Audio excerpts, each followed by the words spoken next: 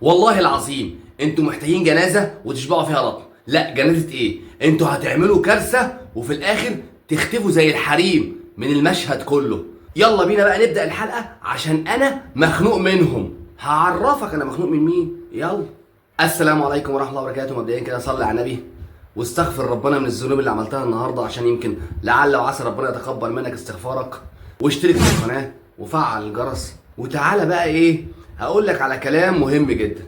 انا الفيديو اللي فات قلت في كارثه هتحصل واتحاد الكوره هيبقى السبب فيها، لانه ما اخدش احكام وما اخدش قرارات بايقاف اللعيبه وحقق معاهم زي الشيبي وزي حسين الشحات وزي مروان حمدي. اذ اتفاجئ بقى النهارده ان في حوار تاني خالص بيحصل واحنا مش واخدين بالنا. بقى في ايه يا جدعان؟ في صفحات المفروض ان هي بتنتمي للاهلي وبتنتمي للزمالك، لكن انا بقول لكم الصفحات دي والله العظيم لا تمت باي صله للفريقين. الصفحات دي عايزه تخرب الدنيا. بصوا، عارفين الخباثه بيحطوا السم في العسل. النهارده انا جايب لكم ايه مثالين، صفحه زملكاويه وصفحه اهلاويه بيلعبوا بيكم الكوره، بيشكلوا عليكم. بصوا، عايزينكم تلبسوا في بعض وخلاص. تعالوا بينا نتكلم عن الصفحه الاولانيه.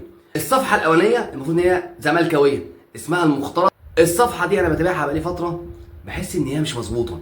هم دول زملكاويه ازاي؟ لا لا لا لا، دول مش زملكاويه، دول ناس متخصصه في الفتنه، بيحاولوا يكهربوا الدنيا، بيحاولوا يسخنوا جمهور الزمالك على الاهلي والعكس، بيحاولوا يسخنوا جمهور الاهلي على الزمالك. تعالى بقى يا سيدي نتفرج على البوست اللي هم نزلوه ده. انا خدته سكرين شوت وقلت لازم اوريه لكم. اتفرج يا سيدي. بيقول لك ايه بقى؟ ان عامل نظافه في ماتش بيراميدز والاهلي سمع الحكم وهو بيكلم الاستاذ محمد سراج عضو مجلس اداره النادي الاهلي، ومحمد سراج بيقول له اوعى تحسب ضربه الجزاء بتاعه بيراميدز. طب ده كلام؟ ده كلام ناس عاقله؟ ده كلام ناس بتفهم؟ انتوا متعلمين يا جماعه، انتوا ما تخلوش صفحه انت شفت الموقف ده بعينيك؟ لا، بس وقت ما منزل لك صوره وقام كاتب عليها كلمتين وبقى بوست ولع الدنيا. خش بقى على التعليقات. حدث ولا حرج. الزملكاويه ايوه طبعا، ما هو نادي مرتشي، ايوه طبعا ما هو نادي بيكسب بالحرام، ايوه طبعا ما هم واخدين على كده. والاهلاويه يخش يقول لهم انت كنت شايفه انت وانت وانت وشتايم. خش على الكومنتات بتاع البوست ده اتفرج. شرشحه حرب بين الاهلي والزمالك على البوست ده. ده كلام ناس عاقله يا جدعان. انتوا متعلمين يا جدعان، انتوا مصريين اصلا. عيل قاعد بيمضغ لبانه يعمل لكم بوست كده فانتوا تسخنوا عليه؟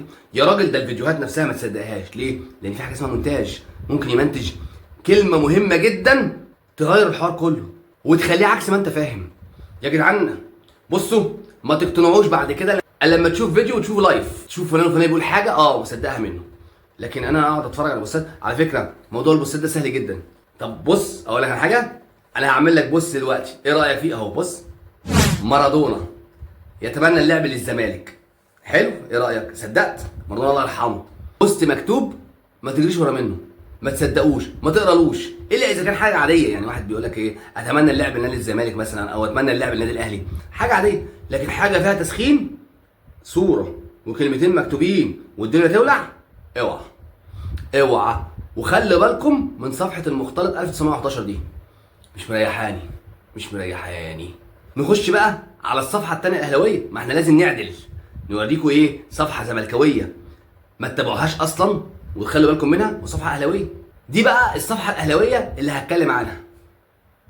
صفحه الاهلي اليوم جايبه صوره لموتيابا وشيكابالا هم بيعملوا التغيير، وشايلين كلمه كوكا كولا الراعي بتاع نادي الزمالك الجديد. ويقول لك ايه، شيكابالا رفض انه يحط لوجو كوكا كولا على ظهره لان هو بيراعي القضيه طبعا وزملكاوي محترم وبيساند اخواتنا في غزه. فتلاقي ايه، شويه زملكاويه يقوموا داخلين. طبعا الكلام يمكن يكون على هواهم شويه. طبعا شيكابالا ده علم، ده راجل اول ما جاب جون ايام ما غزه رقص رقصه اصحاب الارض وتلاقي اهلاوي داخل يا عم ايه يا عم، انت شفتش الماتش ولا ايه؟ ده كوكا كانت محطوطه، ويجيب لك صور ليه وهو حاطط كوكا كولا فعلا. طيب انت تقصد بايه يا اهلي اليوم بالكلام دوت؟ بتسخن الدنيا في ايه؟ طيب انا كزملكاوي لما الاهلي اتعاقد مع كوكا كولا، انا عملت فيديو من 4 شهور وهسيب لك الرابط بتاعه في التعليقات بتاع الحلقه دي. قلت الاهلي يتعاقد مع كوكا كولا عادي، فيها ايه؟ انت قاطع عادي، لكن الاهلي بياخد فلوس عشان يتعاقد.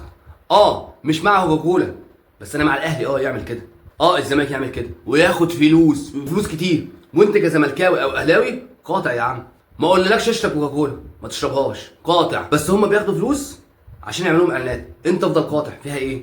بس انت اصلا مش مقاطع، هتلاقي الفيديو عندك. انا قايل لك ايه، انت مش مقاطع، لان انت لو مقاطع هتقاطع الفيسبوك واليوتيوب والتويتر وانستجرام والواتساب، لان هما منظومه كلها اسرائيليه ويهوديه هي المتحكمه في العالم.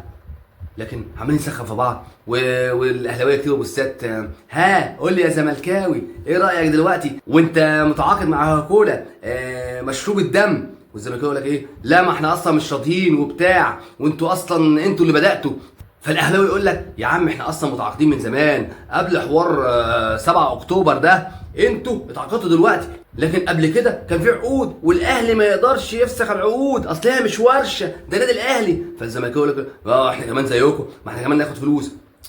يا جدعان ما تحسبوهاش، ما تحسبوهاش اهلي وزمالك، احسبوها ان ده فريق بيجيب لنفسه فلوس عشان يقدر يصرف ويجيب صفقات، وده فريق بيتعاقد عشان يقدر يصرف على نفسه ويجيب صفقات.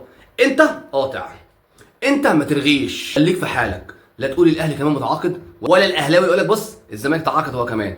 بص يا معلم، في المحور ده كله انت متعاقد وانا متعاقد، عايز تعمل الصح انت قاطع المشروب ده وخلاص. قطعه يا عم، ما توجعناش دماغنا، قطعه ما تقعدش تهري، قطعه ما تسخنش الدنيا. لكن بص يا معلم، انتوا تعاقدتوا انتوا الاول واحنا قلدناكم. لا يا باشا، احنا عملنا الحوار دوت قبل موضوع 7 اكتوبر وفي عقود وفي رغي اونطه ملوش لازمه، وفي الاخر كارثه. فمش هطول عليك، خلي بالك من الصفحات دي كويس. الصفحات دي انا بتابعها دلوقتي كلها، هقول لكم مين الصفحات الكويسه والصفحات الاونطه. اي صفحه هتلاقيها بتهري عايزه تعمل فتنه ما بين الاهلي والزمالك الغيها يا عم. انا بقول لك انا على صفحتي انا كزملكاوي كمحمد عصمت، لو لقيتني بعمل حاجه زي كده الغي المتابعه.